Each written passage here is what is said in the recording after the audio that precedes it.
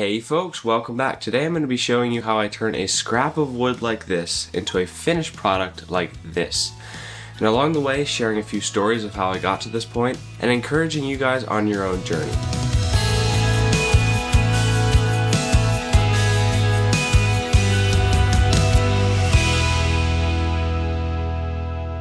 In case you're new here, my name is Brackin Kirkland. I am almost 17 years old and this is my story.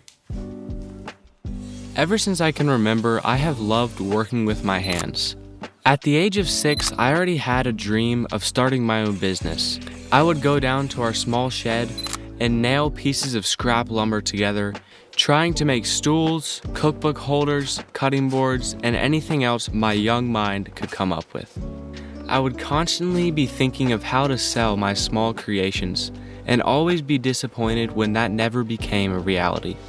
As the years passed, I grew, along with my hobbies and interests, and that dream of starting my own business slowly drifted to the back of my mind. I still had a passion for working with my hands and always tackled ambitious projects, like that treehouse that never really got finished and that secret tunnel I was digging in the woods. But no matter what I did or what projects I did or didn't finish, I always had an itch in the back of my mind that was never quite satisfied. In the spring of 2019, we moved onto a new property, and on this property was a small garage. The perfect place to start a wood shop, I thought, and little did I know that that thought would turn into a reality that I would never have expected.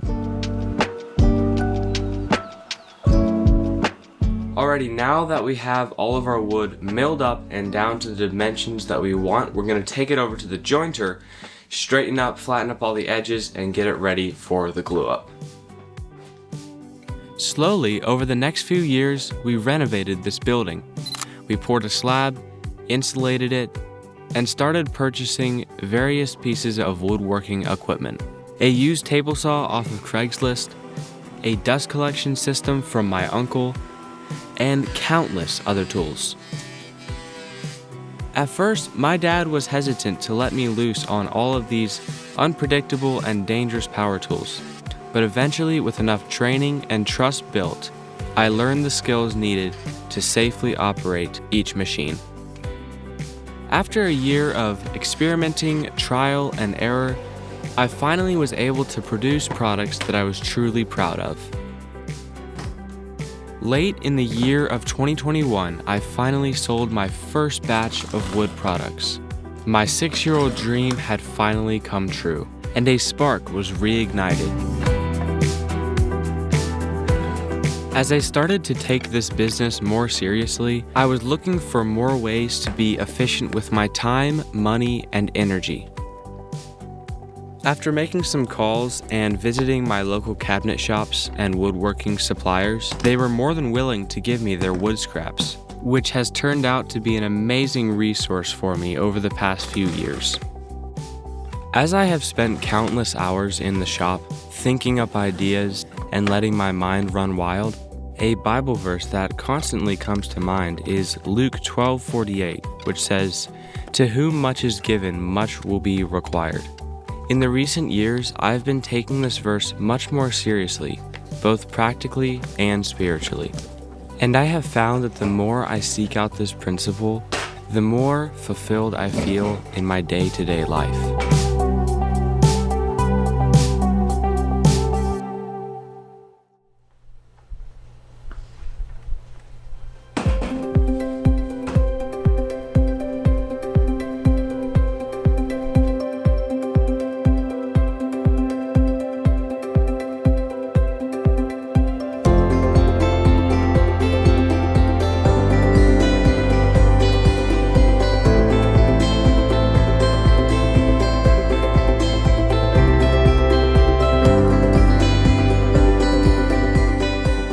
Okay, good morning. So our cutting boards have glued up overnight in the clamps. They have set and now are fully cured.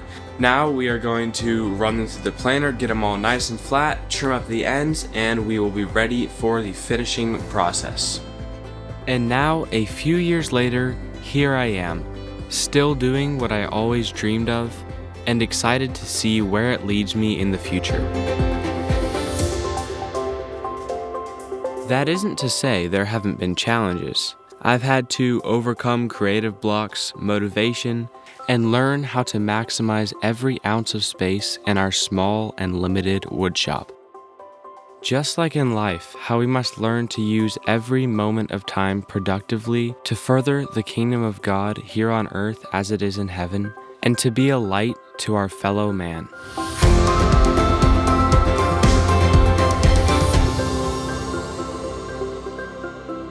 Alrighty, now that we have the boards plain down flat, the next step before finishing is to cut off the jagged ends, make everything flush and square. Then it is on to the finishing process. But it is always a very satisfying and rewarding process to run these through the planer, get all the glue and junk off, and it just reveals the true colors of the cutting board and what it will look like when it is finished. Now, just like woodworking, when we are put through times of trial and forced to get rid of all the junk that crowds our lives, we too will reveal our true colors. And with much refining and the help of our Creator, we will become something beautiful that we on our own could never have become. And with each decision that we make each day or each cut that is made on each project, we get closer and closer to the final purpose that was intended for us. And no matter how many scratches or dents or knots the wood may have, a skilled craftsman is able to take any piece of wood, and no matter how many defects it may have, turn it into a beautiful product. And these blemishes usually end up creating a level of character and beauty that otherwise would never have been there.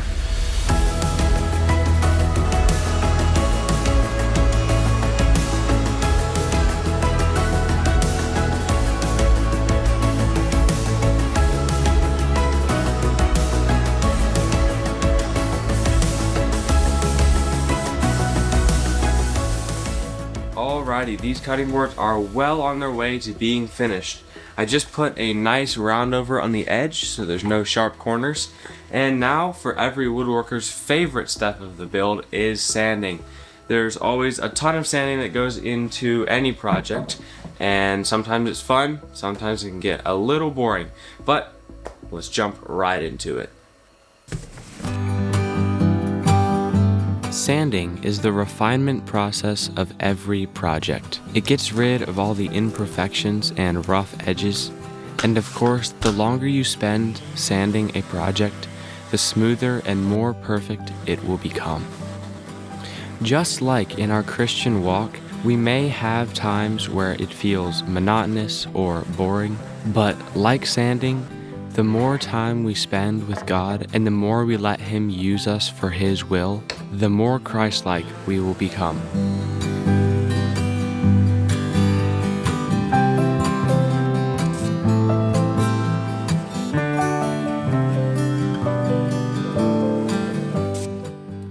And now it is time for the grain pop. The grain pop is where you wet down your cutting boards with water, the grain raises up on end, you sand it back down so it's smooth again.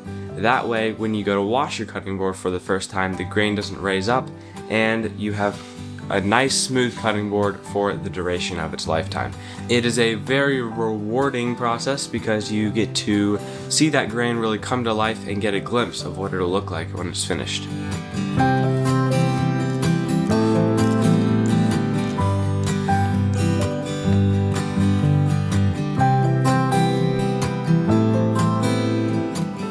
As we near the completion of these cutting boards, the true beauty of each one starts to come to life. Every piece of wood and every design is unique, and no two pieces are alike. Just like we as people are all different, and God uses each and every one of us for a specific and unique reason.